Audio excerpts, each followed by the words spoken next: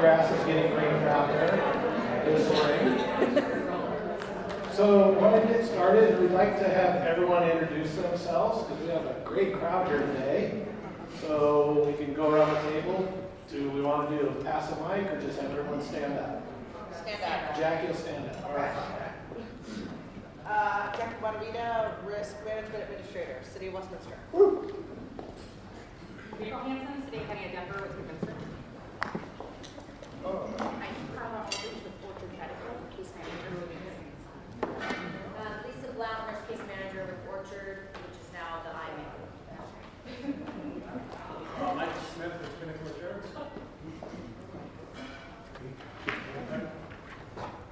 Mr. Commerce City, President, thank you for being here. And thank you, Brennan, for hosting this fine event today. Shout out to Urban Grill. Fabulous. It was amazing. It's right over the hill. You want to come back in the evening? They have great food all day. He said they're in the Mediterranean schedule right now on the food.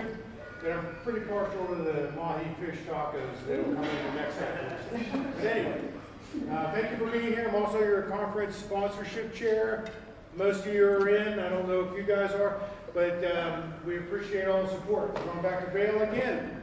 So please, sign up and reach out to me if you want to sign. Who has a mouthful? Perfect I timing. just took a big bite of it. Thank you all for being here. Choking. For the old gentleman at the back, and Ray in the back there. He's my old boss. I could reference him. So. We have money. We're doing very well. Taxes are filed. We're in a good position. I appreciate everybody being here and continuing to support for Prima. We need your support, and we hope to support you. So please communicate with us in any way that we can better our services and make your membership dues worthwhile. So thank you. Thanks. Thank you, Dan. Right. It's on to you. Yes, membership. Everything's good. We're great. I think everyone has figured out Star Chapter. Maybe I haven't, but you guys are doing better than me, which is great.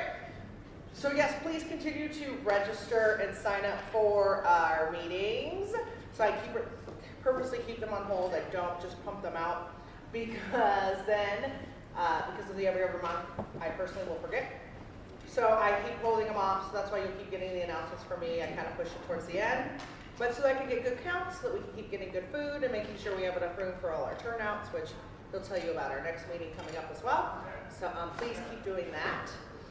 My big surprise though is I would ask if you have a YouTube channel, please go to YouTube and look up Colorado Prima, and you will see on there all of the presentations starting from July last year, July, October, the ones from this year, and also recorded all of the sessions from last year's conference are all loaded up there.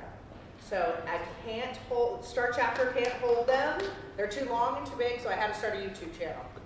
So, I know, you're too bad. Well, I did MySpace, but the song I put as my #1 is offensive, and I can't do it. So I picked YouTube instead. But please go on there, check them out. All of the sessions are up there. It's super awesome. Thank you to you two, the Orozcos, who filmed these for us, so we can load them up. And I will start pumping out an email after to let people who weren't able to attend, like, hey, come check out the new video. It's uploaded. I just wanted to announce it here first to make it feel more special. So there you go. So, but if you have problems getting in, finding it, please let me know. I had to do a couple trials because I couldn't understand. Why do I see it, no one else? Because I was the owner of it. That's my fault. So I think we've got it up. It's good. So please check it out. Other than that, nothing. All right. Thanks, Jackie. I hope everyone saw the email that came out, I guess, yesterday or the day before from the chapter giving the rundown of the conference sessions. A big shout out to the Education Committee for getting that pretty much all nailed down already. So we want to make sure that if you know someone that would be interested in those topics, get that info out to them. Let's make our conference this year bigger, better than ever. Brennan, can you give us a quick update I will. on things? So I kind of jumped the gun and I did my introduction and I talked about sponsorship a little bit, but I wanted to tell you, we're doing this for you. I mean, we are changing things up this year. We're gonna have more activities on Saturday, or maybe Saturday, but Sunday morning for sure. The golf is still gonna be there for some of those golfers that like to golf, but we're also gonna do fly fishing. We're also gonna do mountain biking. There you are, mountain biking, right? I mean, so we're riding Gone in Love and taking mountain bike out. All sorts of opportunities so we can experience Vail a little bit more instead of being stuck in a conference. So, again, if you haven't committed to me or haven't talked to me about sponsorship, please reach out. I know a lot of you, most of you are in, and we're looking forward to it. It's going to be a great conference at Vail again. The idea, no early bird sponsorship this year, because I know you're all thinking, hey, Brendan, why don't I get an early bird registration? A great question. The reason being is we're taking that money you would have saved, we're using that extra money to enhance our opening reception. To be together longer. The longer we're together, the better we can network, the more we can get out of the experience. And then that's it. We're doing great. Thank you all. Great, thanks, Brendan. All right, does anyone have any updates, claims, any new case law? I know I would like to call on Heather to talk a little bit about the work comp legislation, since she's heavily involved from our sister organization, CSIA. Hi, everybody. You may have heard this because I can't remember what I sent out to CSIA and what's been discussed, but the CAPS bill, I'm sure you're all familiar with, that's the proposed legislation. The TTD rate at minimum was half of the state's TTD rate, max TTD rate, which is brutal for all of us with the temporary employees, seasonal employees, school districts with, school year-round employees or whatever, so that would have been totally brutal. And then also eliminating the caps for indemnity. So that was, it's still kind of sitting in committee. The leadership does not want it introduced because of the fiscal note that's involved with this bill. It's huge, the impact, and they're aware of how devastating it would be for employers, right? And so the Representative Bosnecker, am I saying that right? Fort Collins, he wants to amend it and present it, but we are running out of time because the session ends at the end of the month. So we're hoping that he can't get his act together, get it through committee, and get it. This will just die, and then we'll see something else next year. I have not heard anything more other than it was sitting in committee and leadership did not want to introduce it. And our lobbyist for the Self-Insured Association would let us know right away, at least the board know right away if that was happening, and I haven't heard anything as I'm leaving to come to this meeting. So keeping our fingers crossed, all of you keep your fingers crossed, this is just going to kind of die this year, but we would expect to see something next year. Okay, great, thank you, Heather. They want to know, and usually they're coming from people that either filed a lawsuit against us or a claim, and wanting to get claim records and in an email between us and our adjuster. And so we've been finding some of those, but I would just encourage, if you're not doing this as a practice with your adjusters, whether in-house or third party, is always add your attorney to the email. It's the only way. And we're fighting it. So it's at least up there, everybody's active and wanting for requests for insurance claims and open claims and reserve amounts and all of that. So it's gotten really weird. So I don't know if you're seeing it or not. No, you can keep that in Loveland. You can just hold on to that down there, Jason. Yeah, right. Everything's connected from Denver up. So that's what's going to happen. All right. Does anyone else experience that? Yes. Sure. For you? Half my job the last 2 months has been dealing with core requests, Wow. and they never ask for the same information. So it's how many cops, which cops, what was their rate, how long they've been on the force. I don't know. It's not in my claims database. We've It dealt doesn't with core exist. requests, but I've never in my 20-some odd years has claimant request information on their claim, on how much we reserve, notes, that's just 40 files. So, Wow. yeah. Good both. Brendan, you had something. So I'm gonna take a little skip and spin on this. Go for it. I talk about successes in the city, because we don't talk, we always doom and gloom, right, and risk. And really, I mean, but claims are low in Commerce City, by the way, because these guys are knocking it out of the park. But that's not what I'm gonna tell you. I'm gonna tell you about, like I said, successes. Last quarter, we had four fentanyl overdoses, and we applied Narcan, so we had 4 saves. In a quarter, we saved 4 lives. Last year, we saved, on Narcan, we saved 8 out of 12 fentanyl overdoses. So, I mean, it's a huge success rate. And, I mean, our police officers don't get enough credit for what they're doing to keep claims low. And then last year, we also had, in Q4 of last year, we had an AED, 55-year-old guy had a heart attack over at one of our rec centers, and this crew of rec center employees administered the AED and saved his life. He would have been dead within minutes. But I mean, risk in Commerce City is trying to share more success stories, and that's what we got. Well, that's great. I know one of the things we're doing in Larimer County, kind of along the same lines with Brennan, is we're putting Narcan in all of our AED unit bags. And so we have that readily available in all of our buildings. And as well as with our law enforcement, all of our officers, all of our park rangers have mobile units in their trucks with them.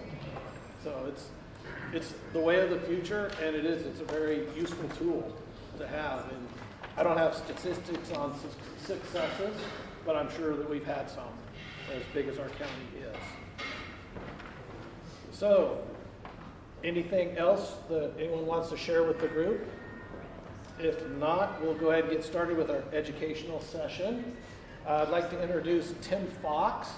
He is the security manager for Larimer County. He comes to this position after 25 years with our sheriff's department. He was a sergeant and has dealt with an entire lifetime of events around high hazard encounters. He actually worked for the feds for a couple years overseas. And he's going to talk to us about First and Second Amendment auditors, which I'm sure everyone is familiar with. We've had a few of those folks visit our facilities. I'm sure you guys have had that as well.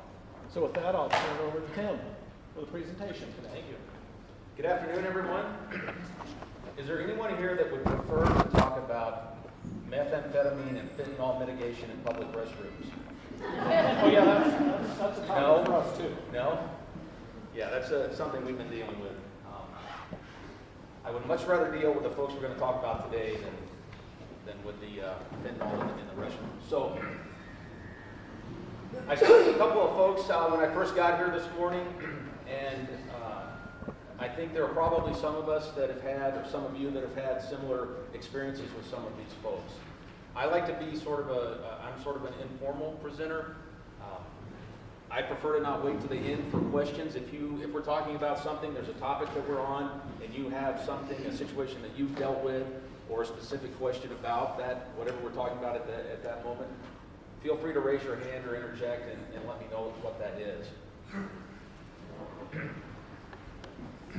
So, what is it that these folks, these First Amendment auditors, are talking about? We're going to talk about a little bit about Second Amendment auditors and sovereign citizens, if you've heard of those folks as well. But the primary thing that we're having to deal with, especially in our government venues, are First Amendment auditors.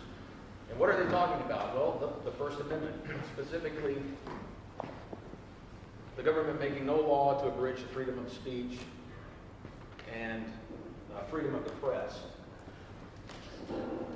And I apologize, I'm going to read some of this stuff directly off of the slides, but we're all on the same page. But the First Amendment protects the right to gather information about what public officials do on public property, and specifically a right to record matters of public interest. So imagine that you or your staff are going about their daily business, and now they have someone that they thought was initially a customer or a client who was recording them with a phone, or oftentimes they have more sophisticated recording equipment like what's being used today, right, to record today's presentation. Right? And the staff asks them, "What can I help you? What are you doing?" Well, I'm exercising my First Amendment rights. Okay, what do we do at that point? Okay, here's what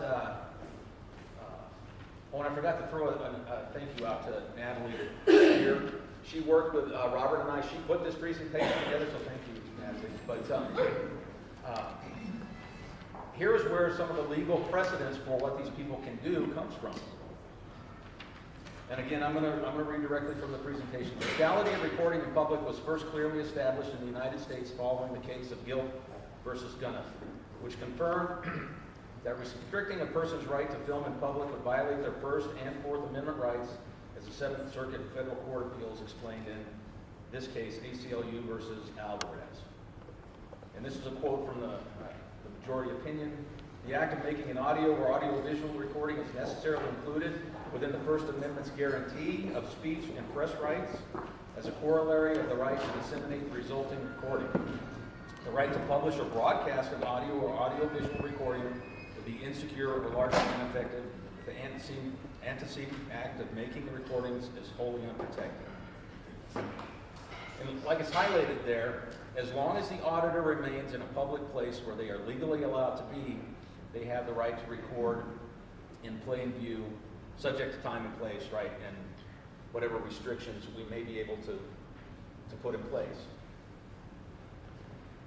So, before I continue, how many of you in here, either personally or your staff, someone in your organization has had to deal with something similar to this?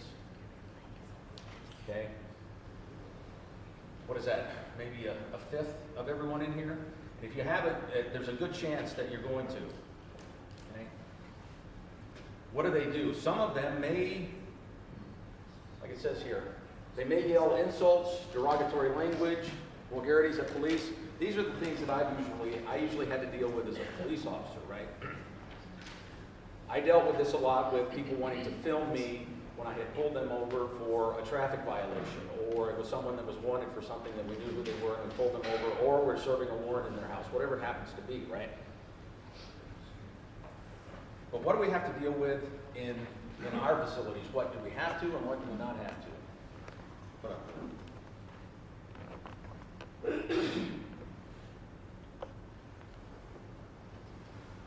So, like I mentioned a moment ago, the chance that this is going to happen in your organization is fairly high. These folks refer to themselves in a lot of situations or online as sometimes citizen journalists, social activists, right? But what is it that one of their ultimate goals, what is it that they're really trying to achieve? I'm sorry? They're looking for some kind of settlement? That's often what they're looking for, right? Now, they're there to push the limits and see how knowledgeable our staff is about what they can and can't do and what the staff can and can't do. And they may be very antagonistic because they're looking to push that person to do something or say something that they're really not authorized to do or say, right? The big question that we have for this is, what is it that these people can and cannot do? Well, the law is pretty clear. If they're in a public space that is open to the public, that anyone else can go into, then they can freely record there. And it doesn't really matter if they're saying they're a private citizen or that they're a social activist, a citizen journalist, whatever they're calling themselves. They can be in that space, and they can record in that space. But what are some of the spaces that they can't do that? And I'm thinking specifically about our government organizations, right? Our government, yes. Possibly courtrooms. Courtrooms, okay? And what do we have in most courtrooms up in Winter County? Our courtrooms it's kind of like Mile High Stadium, right? We have magnetometers and security in place, right? So, and we have signage saying you can't record in the courtroom, right? They can go in there and take notes. They can't record in there. What are some other spaces where they can't do that? Locker room? Where they might be, right? The areas that are considered private, like restrooms and locker rooms. But what are some other areas, things that our government departments deal with that we can restrict by law or by regulation? They can't go into like a finance area. Right? Is that what someone else is? Our building is locked down from the 3rd floor to the 5th floor. And so the only people that can come up there are people who are escorted with an appointment. Right. But before that happened, we had some citizen activists wandering around the HR suite, and God only knows what secure papers were on people's desks. They were working on things. Okay. So they called me, and I had to come out and kind of explain to him that he couldn't record, but we'd be happy to answer all his questions. And what was his response to that? He was kind of obnoxious, but he wasn't, scary or anything. Did you explain to him why you were telling him? I told him we had a lot of confidential information in here, people's benefits, people's, Right. medical information. Exactly. We have HIPAA regulations. We have regulations. The clerk and recorder have regulations, right, for the sensitive and private information that they have. Our clerk and recorder, they're doing, just last Saturday, they had a passport event, which was supposed to end at 1 o'clock and went till 6 p.m., I think, because so many people, it was like a rock concert lined up to do this on a Saturday. But if there are regulations and laws that prohibit access to that information, then they cannot be filming in those areas. Right? Regardless of how they present themselves, as it says on the slide here, they assert, and to an extent, I guess maybe they are, that they are promoting transparency and open government. And we have a video we're going to show a portion of here in a minute, but they will tell you, they'll say, well, we're going to issue you a grade, we're going to see if you pass or if you fail. But all of these things are done to try and antagonize. Hey, Tim, Yes. can they go into, like, secured or access-controlled employee-only areas? No, and back to your point, right? If you have it marked as employee only or it's access control, where members of the public just can't come and go freely. Those are areas that they can't go into, that you can tell them they can't go into if they're requesting access to it. Okay? And if they somehow manage to get in there, they piggyback on someone with their fob or their access control, then you have to tell them, let them know they can't be back there. And then if they refuse, if they are in one of these areas and they're being antagonistic and refuse to leave, where they are legally not allowed to be, what can we do at that point? What do they do? Ultimately, they're trespassing at that point, right? Then that's when we can call law enforcement. Uh-oh.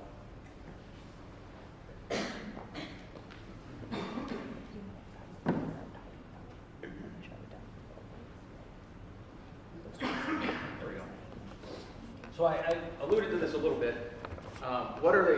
What's their motivation? They are hoping to incite some sort of argument, right? They're hoping that they will get somebody that's not really clear on what the policy or what the rules are, what they're allowed to do and what they're not allowed to do. And they're hoping to antagonize that person, fluster that person, so that they will say or do something that they can get on film, right? That they can then use to maybe file a suit, put online, and to develop clicks, right? So they get, ultimately, that's a form of revenue generation, right? And I can't tell you exactly how those algorithms work, but on YouTube and those other social media platforms, but that's something else that they're looking for. But like it says, it increases the likelihood for potential income and attention. In worst case, what you mentioned, right? Legal means to file a suit, right? Because that's ultimately what they're after, or most of them.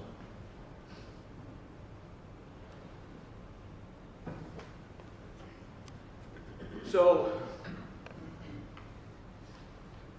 what can we expect? Yes, it's going to take us by surprise. Even if we've encountered it before, it's not something that we're necessarily thinking about during the daily whirlwind of our day.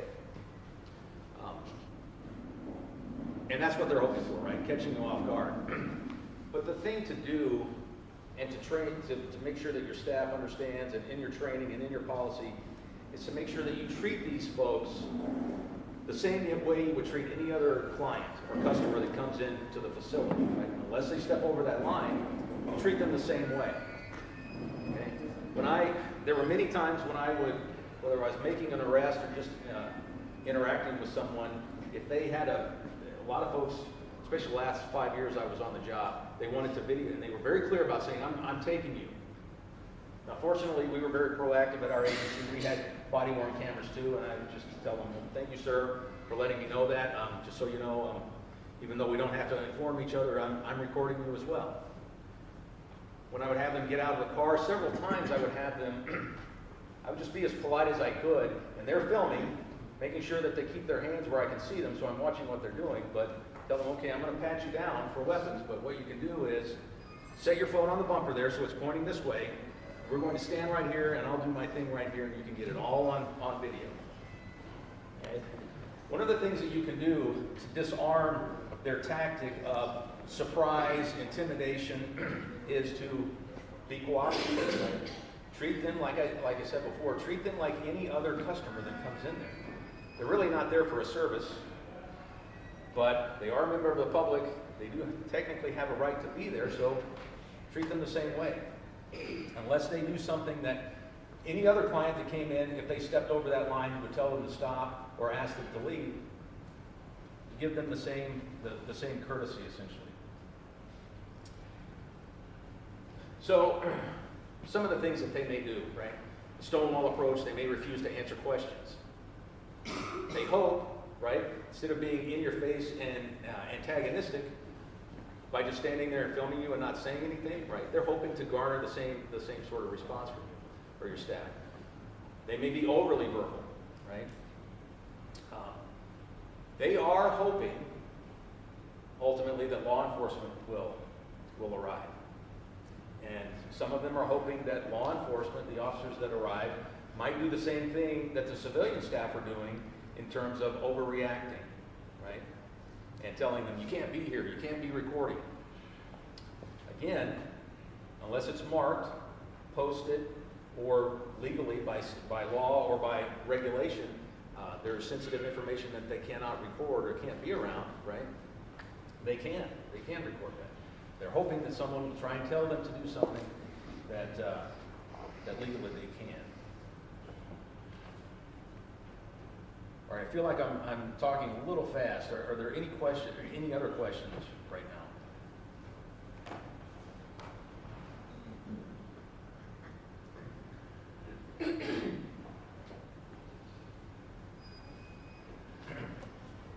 So what are their targets? Law enforcement, elected officials, but from what I've seen, public employees are often the first target, right? Some are afraid to an extent to try and engage law enforcement at that level. But walking into the vehicle licensing area, or the clerk and recorder's office, or whatever public building it might be, they feel a lot more comfortable walking into those places, right? And engaging those folks. But ultimately, they're looking for anyone who might react.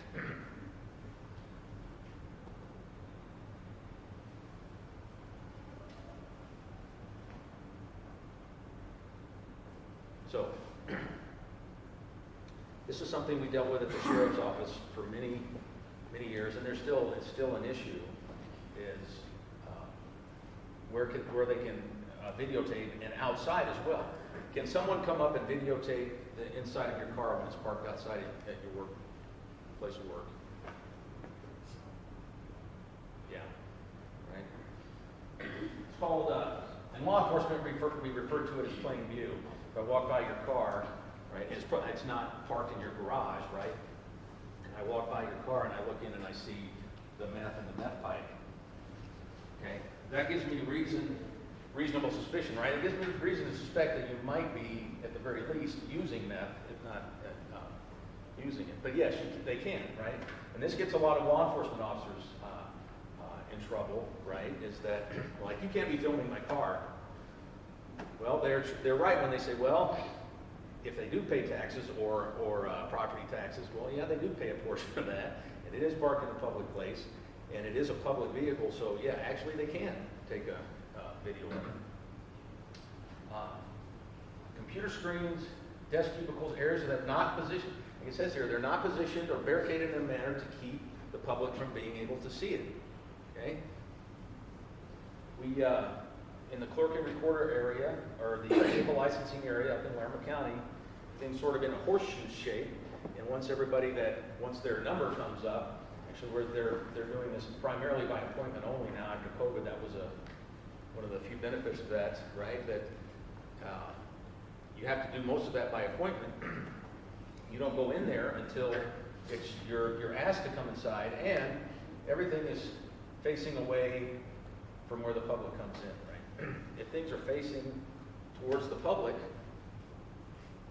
okay, then, and it's a simple fix usually, right? Change the positioning of cubicles, turn the screens around, right? And one of the things that we're talking about specifically because of this in Larimer County is, with our county attorney, is where are we going to start posting signs, right? You can't be, we have some employee-only signs posted around, and the commissioners, as a security manager, this worries me up in the commissioners area. Everything is open, and the only thing that prevents someone from coming in there and doing something they shouldn't is a sign that says employees only. Now, it's usually fairly easy for these folks, right? They're not looking to push those boundaries. They're looking for someone to push back on them. They know that if it's marked like that, right, employees only, technically they can't go back there. They can't go. They can walk right up to the sign and film, right? And this is going to make people uncomfortable, right? You're standing right here, but this is where the sign is. I'm standing by the sign. I'm not walking past the sign. Okay? That's one of their tactics, right? They want you to feel uncomfortable. You need to back away. Why? I'm not walking past the sign. Okay? That's what they're going to do. But the security side of it aside, that is one of the things that we can do to help mitigate this. Hey, Tim, I have a question again. In our building, Tim and I are in the same building, but our employee break areas are outside of our secured access control areas. So these folks can go in there and just be hanging out in the break room when it's lunchtime.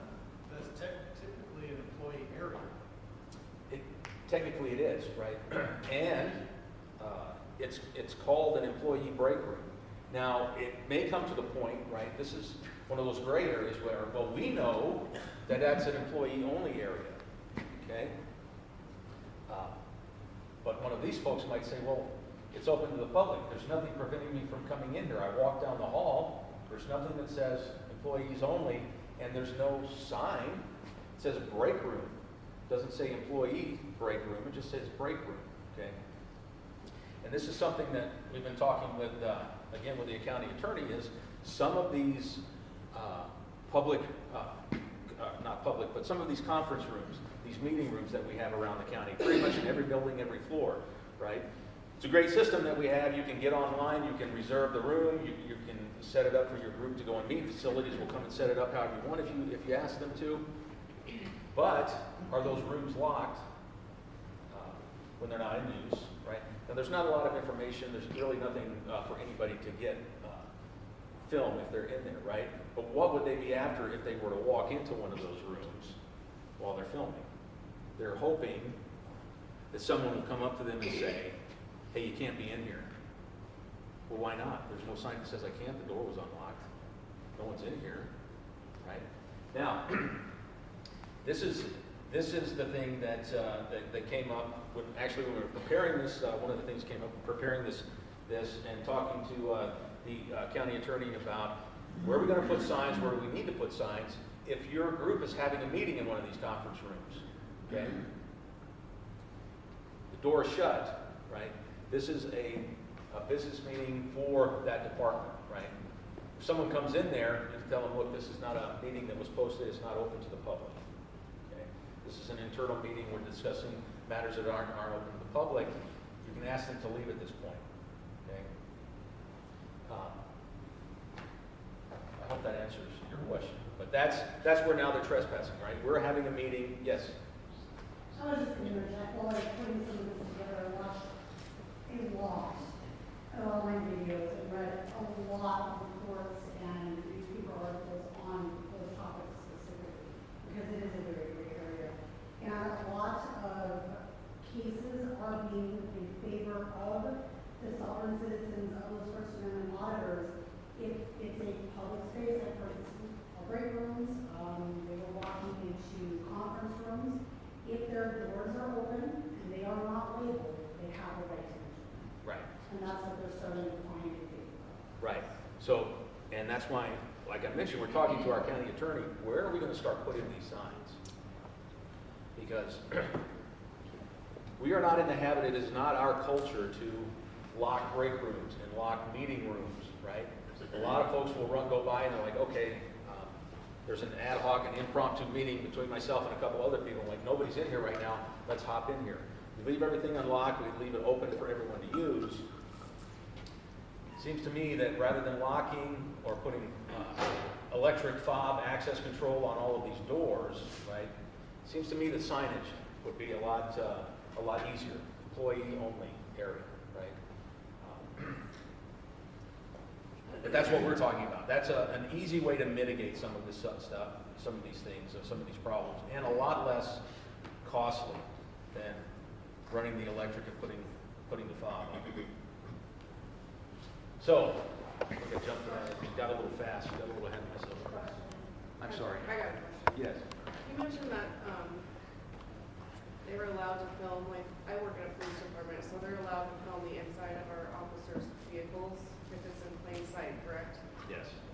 So our officers have MDTs in their vehicles where they access criminal justice information Right. that's not public. Right. So how do we handle that? So, I had issues with this with a couple of, it was actually on the SWAT team, the guys that we supervise. They have to be conscientious and make sure that that information is not up, right? Because regardless of whether or not I come up and film what's on that screen, somebody else can come up and say, okay, John Smith, date of birth, Yeah. might even have a social security number on there, right? We're still collecting those, right?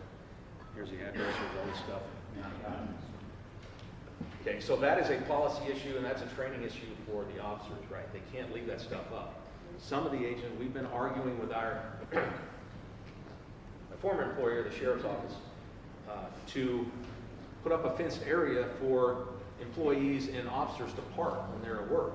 We still have a giant parking lot, but it's not fenced off, right? We have a fenced off area where we put all of our SWAT vehicles, but all the other stuff is out in the open. City of Fort Collins, Loveland Police Department, they've always had a fenced area, right?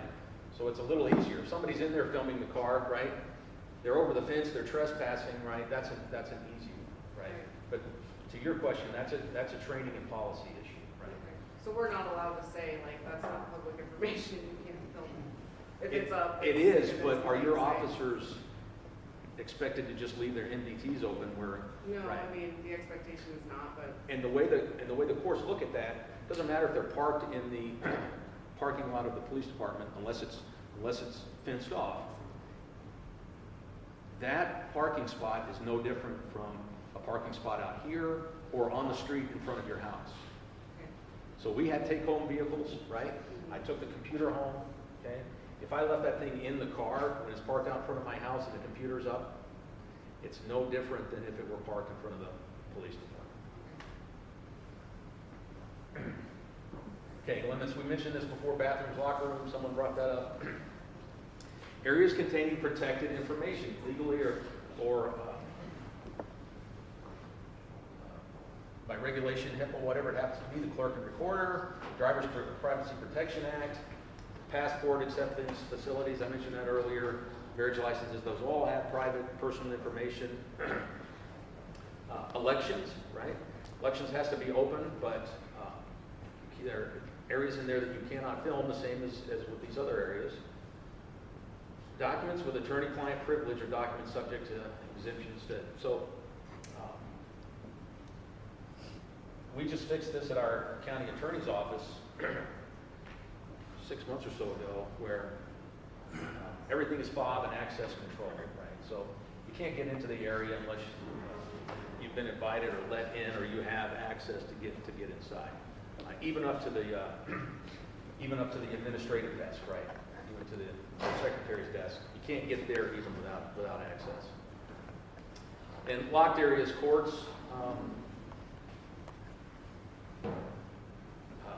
Like we mentioned before,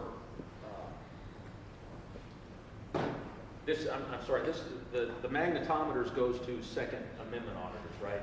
If you have magnetometers permanently in place, that's why I mentioned Mile High Stadium. It doesn't matter if you're a CCW holder, the magnetometers are in place, okay, they can tell you can't come in here with firearms, right?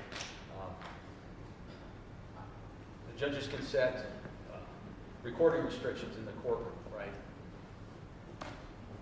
And if someone violates that, okay, the judge has the authority to remove them.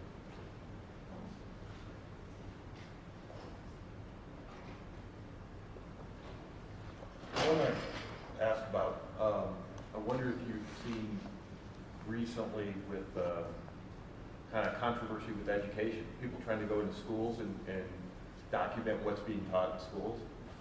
Yes. So I can't speak specifically to any legislation that is recent or is upcoming, but typically the schools are, it's the same situation, right? The schools are, they're all fob. So full disclosure, I ran our agency's school resource officer program. The last year and a half I was at the sheriff's office, and everything is access controlled now, right? That's for, obviously for safety and security reasons, right? But it's the same issue, right? As far as getting into schools. Now you're talking about minors, and you're talking about children, and you're talking about filming them. So that, if anyone wanting to do that would need access. They would need to speak to school staff, right? School leadership, principal, assistant principal, and ultimately, what are you going to need to do that? To go into the classroom and actually record in the classroom. Not just the permission of the school and the staff, but who's in the classroom other than the teacher, right? Students and parents, right? I don't know about you, but even my kids are in high school now, I'm still constantly signing permission slips to go on field trips, right? So it is, it's locked down, it's access controlled, right? So same situation, right? That's a good question. That's a good question. So, like we talked about before, demarcate public and employee-only areas. It sounds silly, but you know, this came up for us recently, and we're trying to figure out how to work around this. Break rooms and conference and meeting rooms, okay? Clearly marked non-public areas. Barriers around desks and windows. Would a single map at the entrance of the building be sufficient? Just like a map that lists public and non-public areas of a government building, and then you can just reference that map, just say, go look at the map at the entryway, you're not allowed here. I would say, not an attorney, not a legislator, but I would say no, okay? Because when okay, I'm sorry, so the question was, would a map of your facility located at the front, near the front entrance, the main public entrance of your building, that said on the map, these areas are public and these areas are employee only, would that count? Again, I'm not an attorney. I don't work for a law firm, right? And the law is interpreted in various shades of gray, but I would say it's most likely no, okay? Because the argument is going to be, they get inside the building and now they're in the room, and you're telling them, you can't be in here. And like, and they're gonna, this is what they're gonna do. They're gonna step outside and it says, well, this is office space 2050. Doesn't say I can't be in here. Door's unlocked. They're gonna go in, and when you tell them, well, there's a sign down at the front, right? Like, well, it's small and I need glasses and it's not marked up here, so I'm going in. That's what they're going to do, okay? And now we get into the position of, well, so you've been told, we're going to call the police if you don't leave. I'm like, well, I don't have to leave. It's not marked, okay? This all boils down to trespassing law, and I'm going to revert back to, switch over to Second Amendment auditors here for a second. You've probably seen or heard of, some businesses will put a sign outside the entrance to their business that has the red circle with a stripe through it and over a handgun, right? To say, you know, we don't allow guns here. So the precedence for this is actually out of really, I believe, where a person has to actually be told. Because once they're in the business, this happens in movie theaters. If somebody comes in with a concealed, I know concealed means concealed, but if somebody's armed in a business that says you can't have firearms, unless a member of the staff comes up and tells them, we don't allow firearms here, you need to leave. Unless they refuse to leave at that point, they're not technically trespassing, right? Now that's Colorado. How does that relate to this? Well, the argument might translate to, well, I told them they can't be in here, and now I've actually told them, so now are they trespassing? Well, I think it's going to revert back to the case that we cited at the beginning about public area. If it's not better demarcated like set up here, most likely it's going to fall on the side of this person, of them, right? A question as well then. So the facility is locked, someone is granted access to the building. Hey, I have an application to turn into HR. You're allowed to go into an HR area or whatever. From an HR, instead of turning and exiting, they're going to an area that would normally be secured, right? Because you're at that front door, you get permission to go to finance, or you get permission to go to whichever department. But this person doesn't have permission to go to finance after HR, but if it's not marked, although it's normally secured, where does that fall? So I think we're good with having this person leave because they were let into a secure area for a specific purpose. We didn't let them in so they could start wandering around and filming things, right? And going into areas that they're not supposed to be, right? Now, it might come back to the argument of, well, if the business were open during business hours, well, again, I'm not an attorney, I don't think that's going to fly, right? The building is secure, they were granted access for a specific reason and that reason only, okay? They don't leave after they've accomplished what they came there to do, now they're trespassing. Similar to Ryan's, I mean, a lot of the buildings and facilities we go into nowadays have security or a badging process or something. Isn't there some type of waiver that could be required that says no filming allowed in the building? Just anywhere, no filming? So past that access point, does that make sense? So, for example, in the airport, if I'm a concealed carry holder, I can go into the airport. I can go anywhere in the airport until I get to security. Can't go past security with a firearm, right? But I can go anywhere else in that airport. I can pick people up. I can wait for my friends at baggage.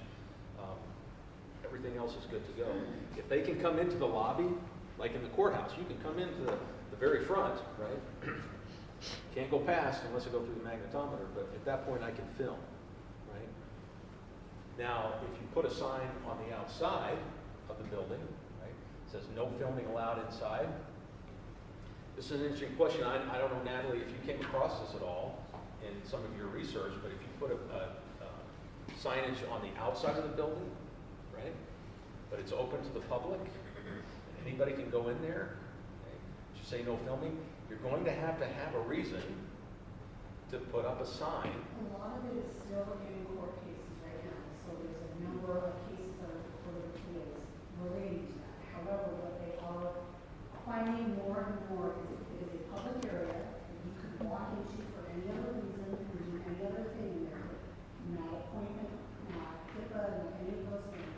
Relating to a court. It doesn't matter what you post on the outside of the building, but once you get into those areas that have protected information, so if you have those access points to say beyond this point because, HIPAA, the passports, the marriage licenses, you name it, then yes, from those points forward, you can say, but if you could come back here to apply for a marriage license, you cannot record that. Right. And I know talking to our county, our attorney, about where are we going to put signs? Are we going to go so far as to put them on these offices, not offices, but meeting rooms and break rooms? But our decision was we cannot put a sign on the outside of the building because of the precedent set by that first court case at the beginning of the presentation, right? Those areas are still open to the public. So if they're open to the public, we can't restrict people from recording unless, like she said, there's information that they can't have access to. okay? We can't put an employee-only sign on the outside of the building, right? Because then nobody's gonna come there for, nobody's gonna come in for service if we say we can't come in. So, the best way to look at it is to, let's be open and inviting, any place that the public can come into, okay? Make sure our staff, yes, that's, right, right. If you're having to have an appointment to get back there because, you know, you have a meeting, information, all of those things, it's not public access. Right. But if they can come in there for any reason, And the facilities, well, actually, I think, some of our security experts can probably give you a better idea of those areas, but my understanding is yes, they can report users. I'm sorry, what was that? Yes, what about fitness, like gyms? Right. Again, a locker room, no, but the general weight area where they're recording, people do it now, with all your YouTube videos and your Twitters and Twitter, I guess, your Not, right. Instagram, they're all recording stuff anyway, so yes, they can. And again, I think that industry and advanced investigations can probably give you more of those guidelines, they probably need to move. Right. Like we mentioned before, restrooms, locker rooms, no. But exercise areas, our county has a health and fitness area, but it's fobbed off. It's only, you can only access it if it's an employee-only area. Now granted, there's glass, you can film through that, right? But you can stand on the sidewalk, right? If I can stand on the sidewalk and look through the window, then I can record as well. This was an issue that I had with our clerk and recorder in our vehicle licensing area was doors and windows, right? All the computers in the vehicle licensing area face windows, and in the evening when the lights are on inside and they're still conducting business, but it's dark outside, people can walk by and see inside. They were more concerned about that from a security standpoint than someone needing access to information they shouldn't have, but that's a very simple solution, right? They have blinds on the windows, we can just close the blinds, and why don't we do that once it starts to get dark, right? Usually, solutions for some of these things are fairly simple. Fences and gates, right? I mentioned that, we tried to do that for years and years and years, a couple decades actually, to get a fence around the parking area of the sheriff's office. But enforce policies and expectations for preserving security on employees, right? Put some of the onus back on them. But make sure that they have the training that they need, right? And to understand that unless they go into these, unless these auditors go into these areas, right, they're free to do that. Now that makes some people uncomfortable, right? But have they ever had customers or clients that have come in and made them uncomfortable because they're upset about the service they're receiving, or because they can't get their vehicle, whatever the issue is, right? They're upset, they're irritated. The process is the same here. You just explain the process to them, be polite. If there's a situation that you're unsure of, what do we do? Right? I want to go back there and film. Well, I'm not sure if you can. Wait here and I'll go find someone to talk to you and we'll figure it out, okay? What they're looking for is, no, you can't come back here. Well, what's your name? Well, I'm not going to tell you my name. Well, why not? You're a public employee, right? That's what they're looking for. You know, well, my name's Tim. I'm really not sure, okay? Let me go grab my supervisor, my manager. Let me go grab somebody that knows, and we'll come right back out and we'll help you. Okay? What's the difference between being uncomfortable and a threat, right? Are they actually saying they're going to do something, saying they're going to harm you? Do they look like they have the means to do something to harm someone, right? Now, yes, it's important that we can determine what the difference is, right? Is this person just being obnoxious, right? Are they just right up really close, making me uncomfortable with the phone and demanding to go places that maybe I think they shouldn't be able to and I'm not sure? Or are they making threats, right?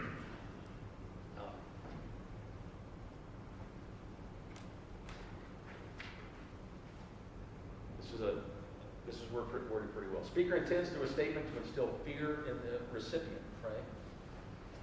Okay, again, becomes a question of semantics, but am I questioning them about who they are and what their job is, okay? And why they won't let me film here? Or am I saying if they don't let me do something, I'm going to take some sort of action, some sort of physical action, right? Or do I even go so far as to make a statement or a comment about having a weapon or potentially using a weapon or using force, right?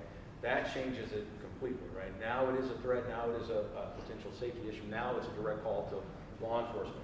This is something that I have found in the last year and a half in this position, that it's hard to get some of your staff to understand that it's okay to call 911.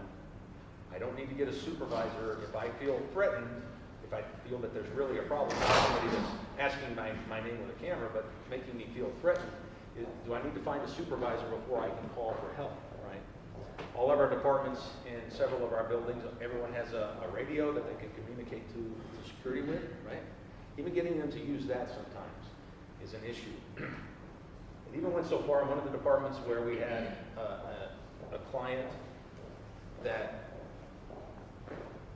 was having a medical emergency, and the staff was looking for a supervisor to ask if they could call 911 to get medical to respond. Okay? It's kind of humorous, but it happens, right?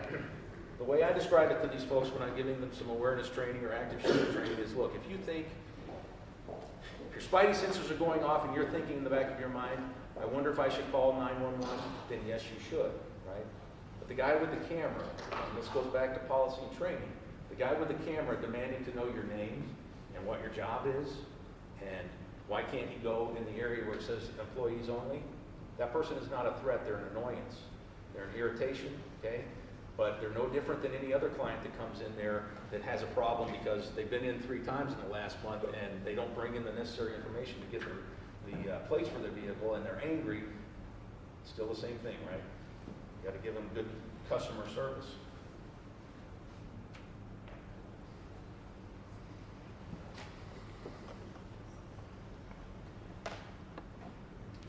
So we want to avoid assumptions and diagnosis, right? We want to,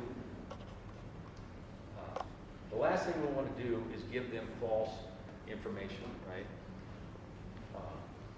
We don't want to assume that, well, yeah, you can do this or you can't do that, right? We don't want to give them information that is potentially wrong. If we're unsure, that's why we want to go and find someone else that can, right? And don't overreact.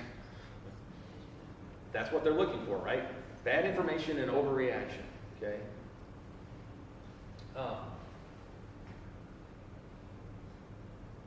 This is an interesting one. Know your bias and fears, right?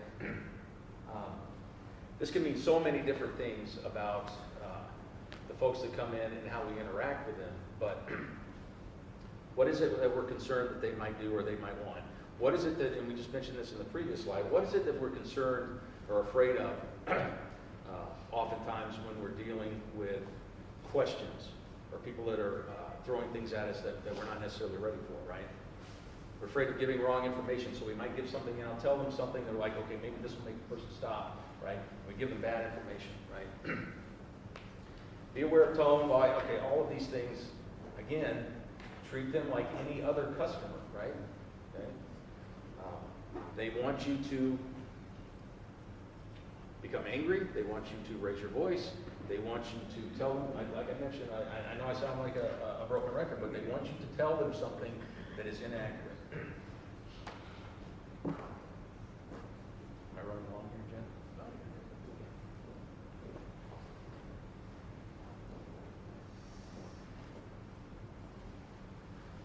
Okay, so again, and this goes back to, we're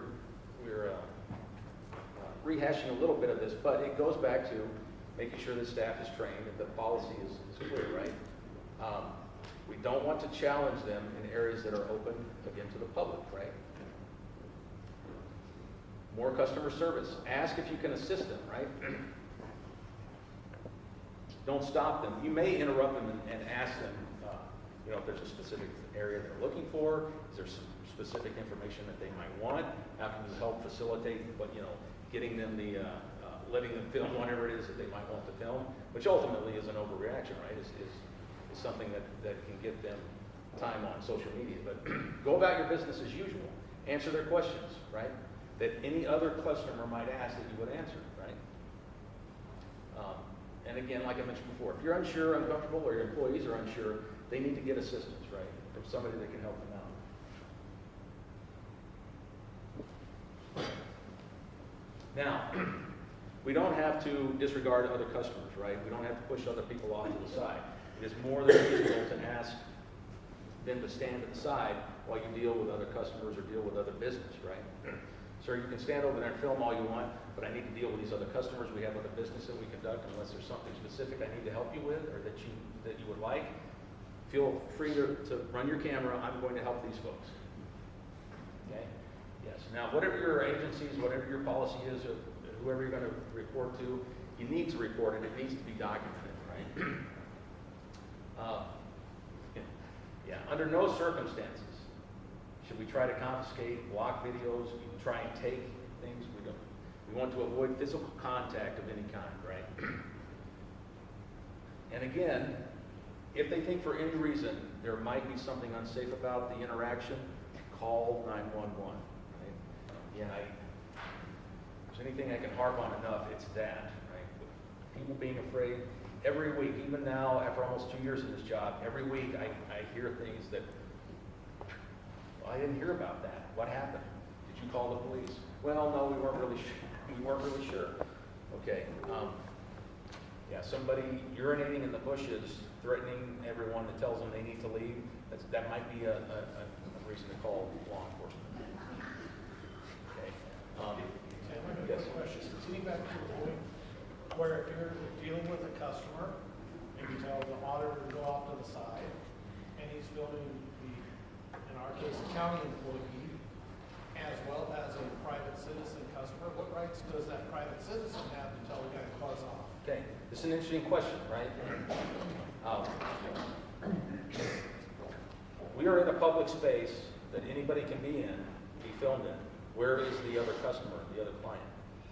They're in that same space, right? So this is something that can become a problem, right? Because now there may be an altercation between these two people, right? They can certainly ask, I don't want to be filmed, I don't want to be on your videotape, but they're still in the public space. They're still in the same spot as everyone else, right? And it goes back, yes. I just have to bring up, and it's a whole can of worms about this, but we've had this come up in our library, and our librarians are trained very well to just be as boring as possible, but when these auditors are filming children at children's art, it's the parents who get upset with other patrons. So our librarians are trained to say they're allowed to film here.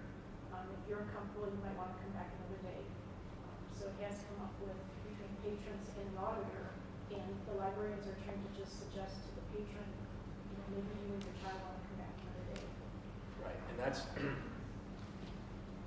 goes back to the school question, right? Yes, they're allowed to film there.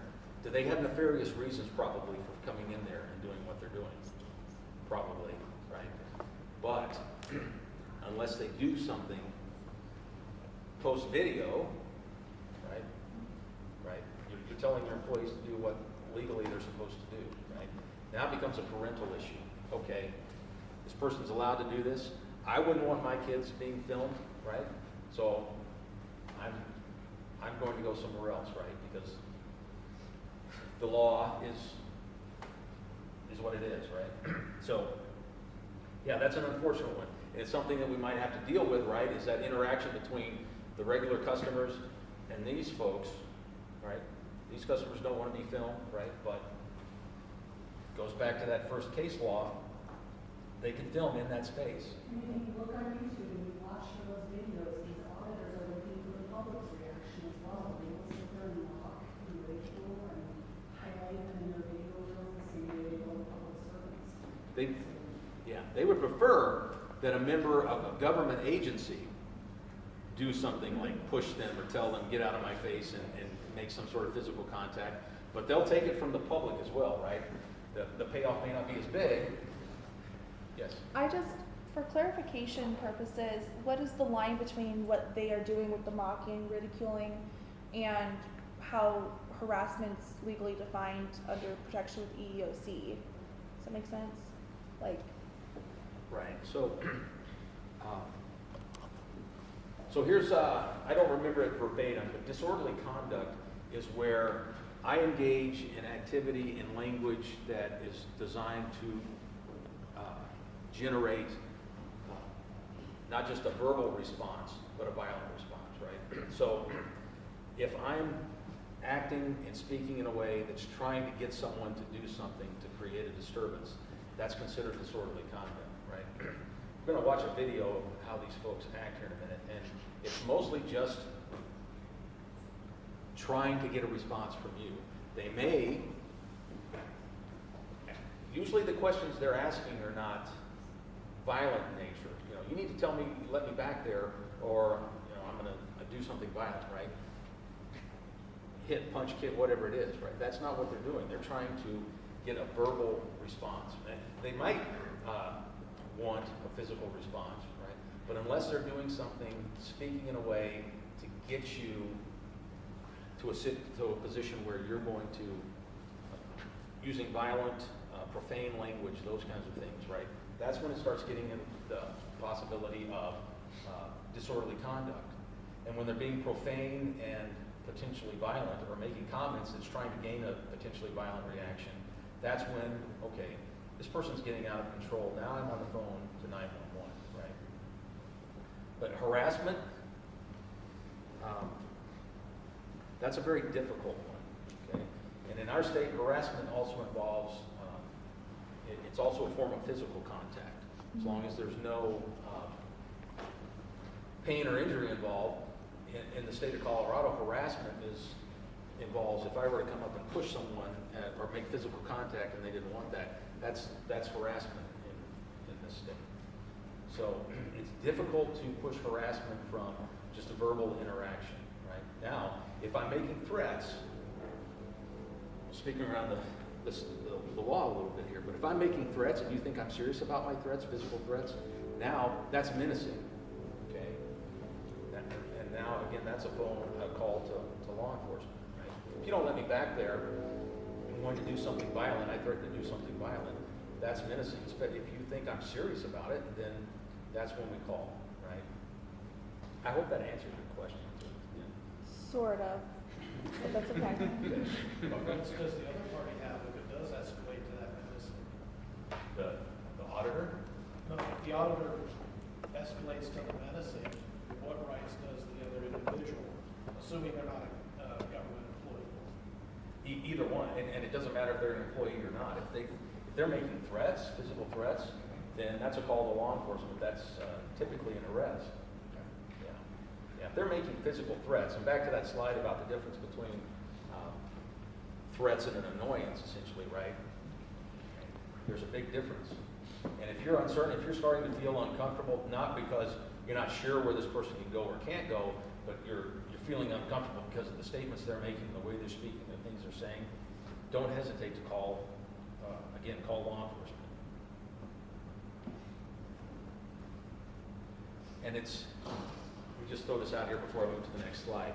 And it's not well, I'm not really sure, you're making me uncomfortable, I'm not really sure where you can and can't go, I'm calling law enforcement. You're making me very uncomfortable by the things that you're saying. Okay, I know you're allowed to record, but you're making me uncomfortable, I'm calling the police.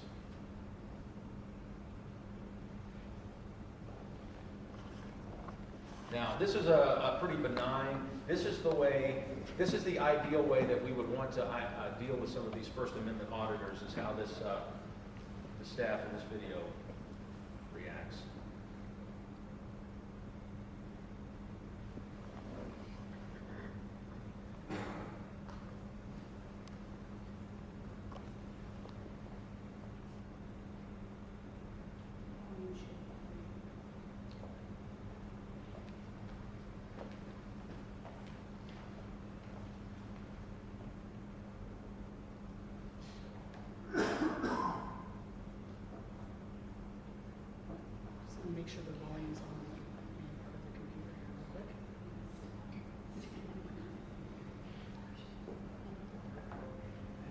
So it may only play it through the computer, so you guys may just have to really listen hard.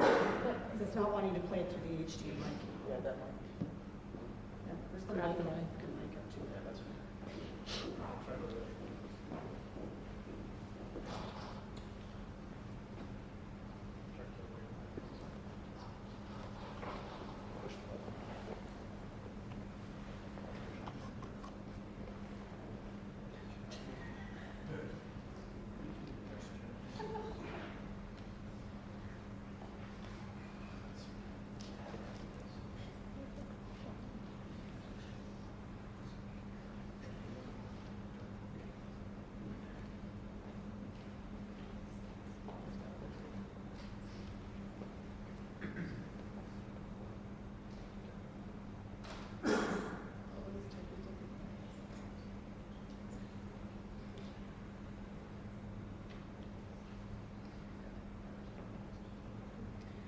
Sorry guys, the battery's toast on the microphone, so.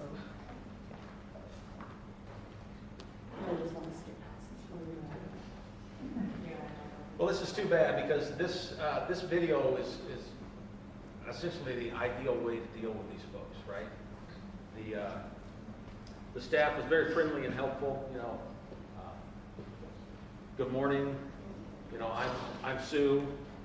How are you? How can I help you today? Well, we're here to conduct an audit. I forget the exact wording that they use. They're like, okay, they actually wanted some other specific information, so they grabbed another staff member to get them the report. I think it was a city report or some sort of document. And yeah, and so she was like, yeah, sure, you bet, come on back here. She didn't say anything about him filming, and they had actual recording equipment, right? An actual camera with a small boom. You can see one guy right there. There was more than one of these guys, right? And they're like, oh, wow, that was quick. And they're like, yeah, here you go. And everyone's very polite. Here's what you wanted. We're going to walk around and film. And is this open to the, you know, like, yeah, that's all open. You can walk around and take a look. And they didn't do anything to question them about, why aren't you recording us? Why are you doing this? You know, what do you want the report for? Nothing. It was just, have a great day. Here's what you wanted. Is there anything else we can help you with? We want to wander around. Sure, feel free. It was, I mean, they took the wind out of the sails of these two guys, right? Because they were so cooperative. And on the way out, they're like, well, you pass. And they're like, okay, great.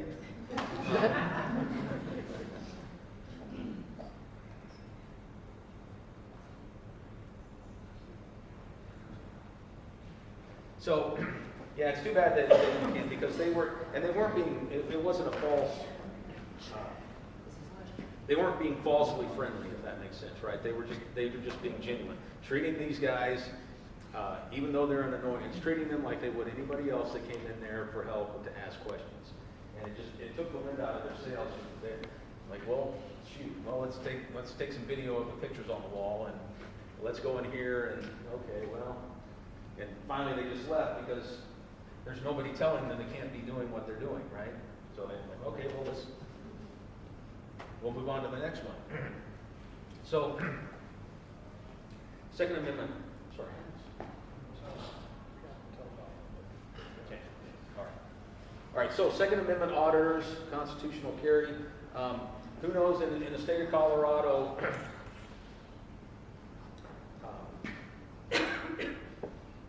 we're an open carry state, right? So at our courthouse, at our buildings, we typically, it's whatever state law is, right? If you've got a CCW permit, you can carry even at our event center, Budweiser Event Center. Although that means concealed should be concealed, but open carry as well, right? And spoken to a lot of departments about this, because a lot of folks are not familiar with firearms, right? Someone that walks in with a gun on their hip that's visible is going to be concerning to a lot of folks, right? So talking to people about what's the difference between somebody that's carrying a gun and someone that's brandishing a gun, right? Goes back to that, okay, this makes me uncomfortable, but this one is a threat, right? And making sure that we're clear about those kind of things. But they will do the same thing. I don't think we've had any issues, at least in Larimer County, with this other than at the sheriff's office. We did have a guy come in with his rifle strapped on his back.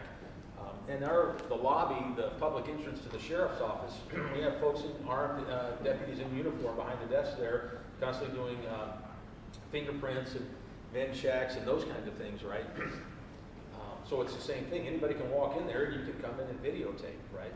He came in with a gun on his back, expecting or hoping for this kind of an overreaction, right? And he didn't get it. He didn't get a lecture from one of the lieutenants came out and spoke to him about, look, you understand it's your right. We're not going to prohibit you from exercising your right. Just understand that there is a certain level of concern, right? That when you do this, there could be multiple reactions to you walking in here with a firearm. Sometimes they will do things like hide around out in a public area, like in a parking area, right? And get the police to respond, right? And then they can start filming, and if they're carrying, right, they're going to try and push the limit of, well, I can carry it, right? It's my right. I can videotape you. It's my right. And it is, right? They're looking for the same thing. They're looking for that overreaction. They're looking for someone to tell them they can't do something that legally they can do so that they can, again, put it up on social media and potentially look for a lawsuit, right? And in this case, right, a false arrest is a great excuse for a lawsuit. Right? It's going to get a lot of clicks. I don't know. Has anybody had an incident in one of their facilities with a Second Amendment auditor? Okay. We did have one. I'm sorry. I'm going to jump back to the First Amendment folks at our one of our community corrections buildings where they showed up and they were filming and they were told, you can't film here.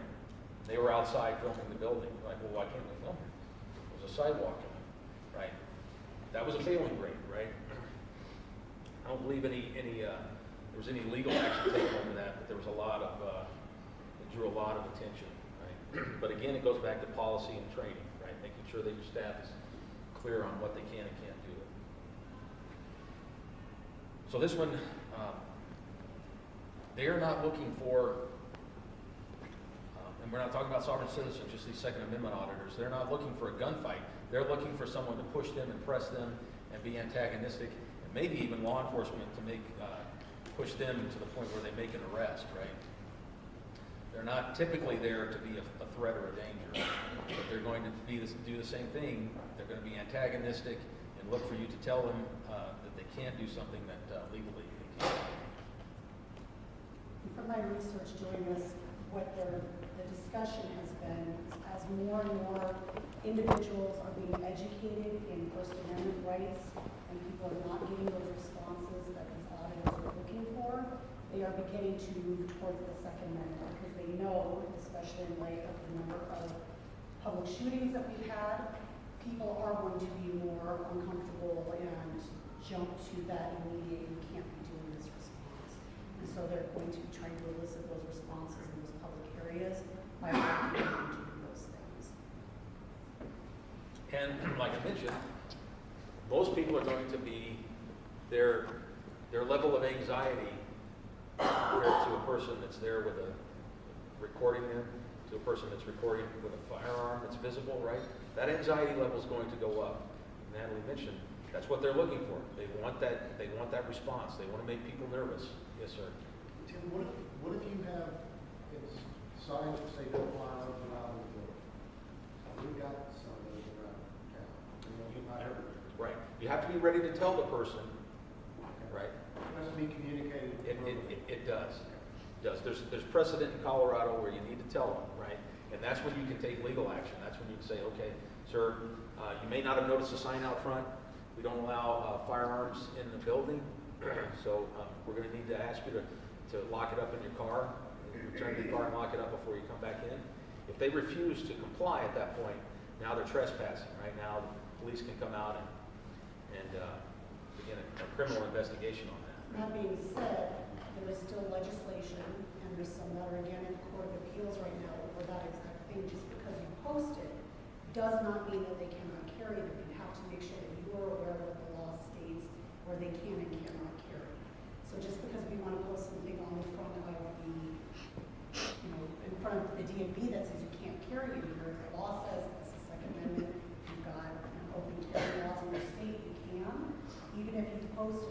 they may still be able to take you to court, they could. Right.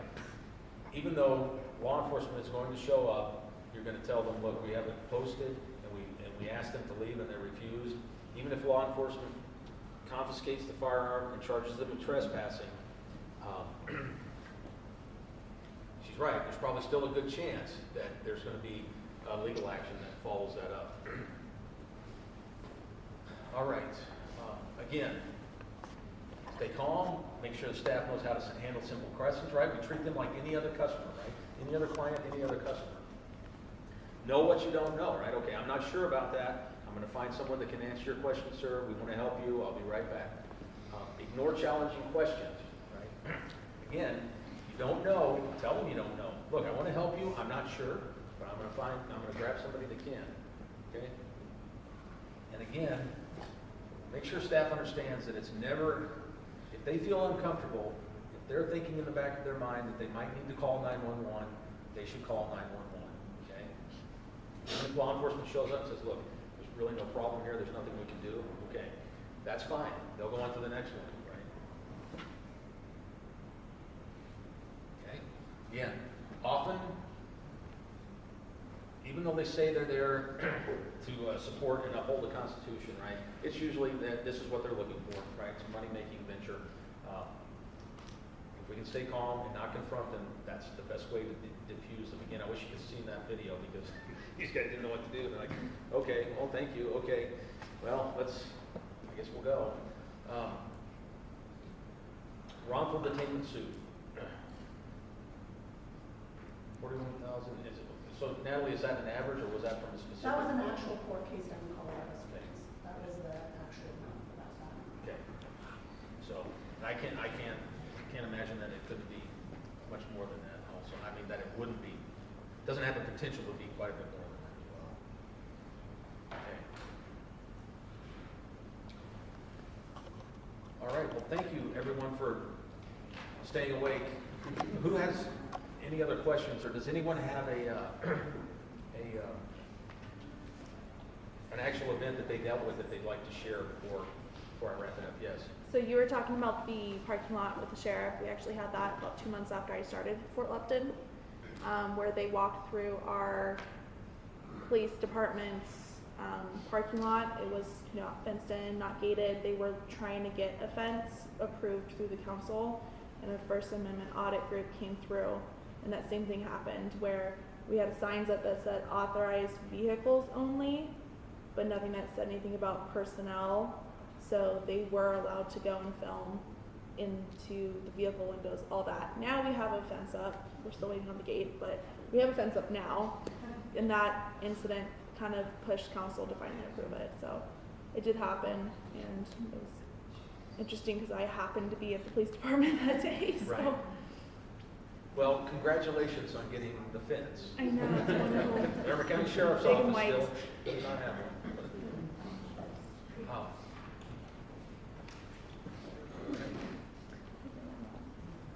All right, nothing else? All right, well, thank you everyone very much. Thank you, Tim.